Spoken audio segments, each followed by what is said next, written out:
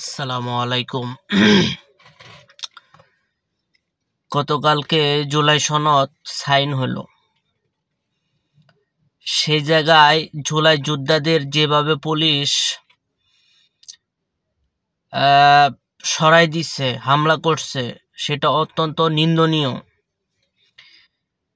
তাদের যে দাবি, এই জুলাই সনদ যে হইল, এই জুলাই যোদ্ধাদের সাথে কি আলোচনা করে হয়েছিল? হয় নাই। ভালো কথা, হয় নাই। তো জুলাই যোদ্ধাদেরকে প্রধান উপদেষ্টা ডেকে তাদের সাথে আলোচনা করা উচিত ছিল যে আমরা এই সংস্কার করব, তোমাদের কি চাওয়া পাওয়া আছে। তখন তারা তাদেরটা ব্যর্থ করতো, যেগুলা সমস্যার সমাধান করার সেগুলা করত। কিন্তু সরকার টোটালি এই 1 বছরে জুলাই যোদ্ধাদের সাথে যারা আন্দোলন করছে, স্টেক হোল্ডারদের সাথে তারা কোনো কথাই বলে নাই। তারা কথা বলছে রাজনৈতিক দলদের সাথে।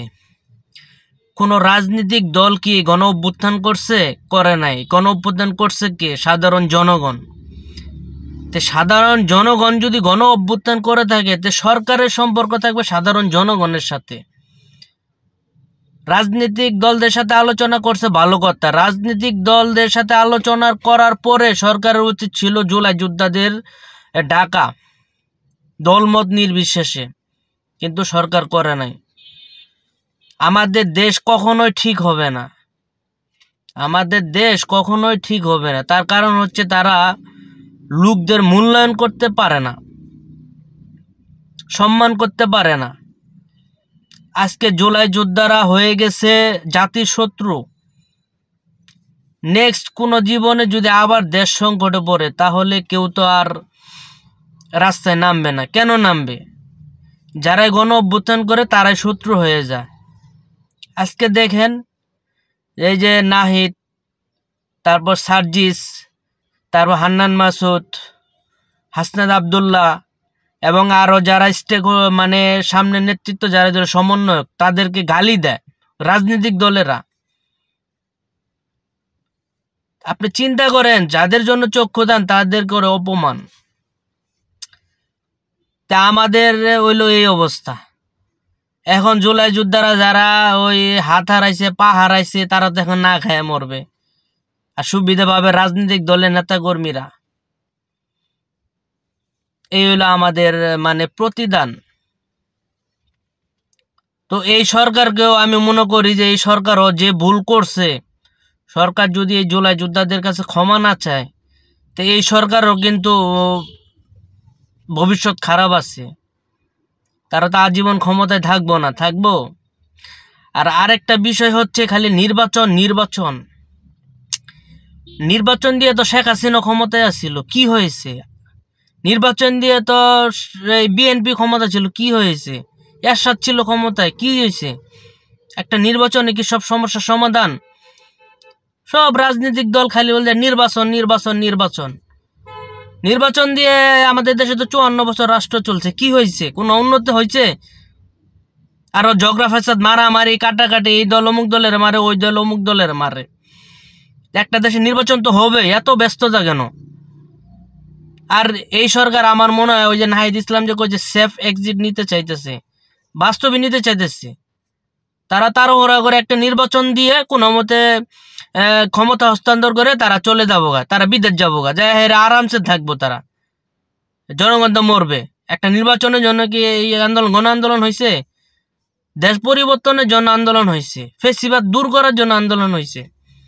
তো ফেসিবাদ তো রয়ে গেছে। তাহলে আপনারা কি করলেন?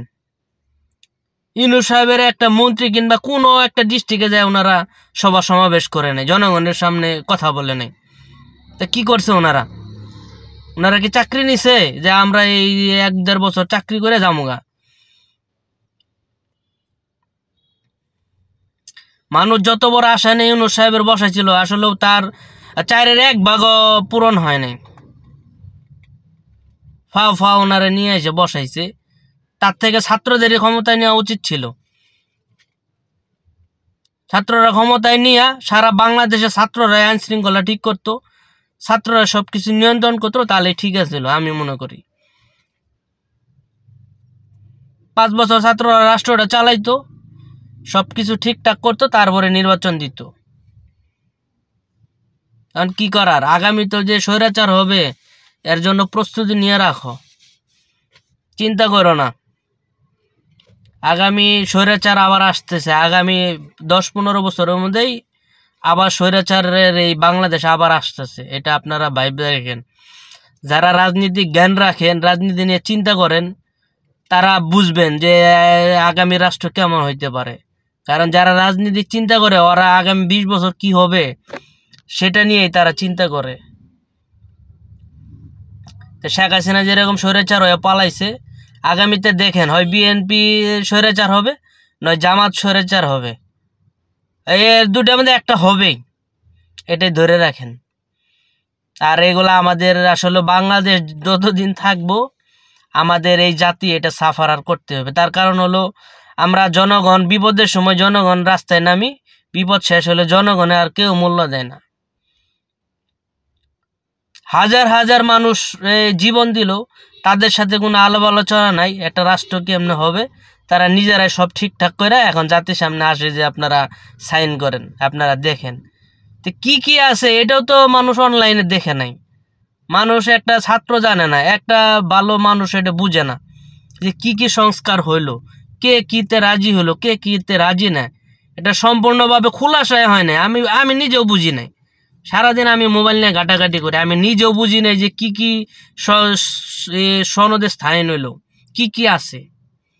আশ্চর্য ব্যাপার, এটা তো প্রত্যেকটা মানুষের আগে জানা উচিত ছিল, তারপরে এটা সাইন হবে, তারপরে গণভোট। এখন পর্যন্ত মনে হয় না ভালো করে মানুষ এটা বুঝতেই পারছে। এটা তামাশা পাই গেছে আমাদের দেশটা নিয়ে। মাঝে মধ্যে আমার মনে হয় কি যে আবার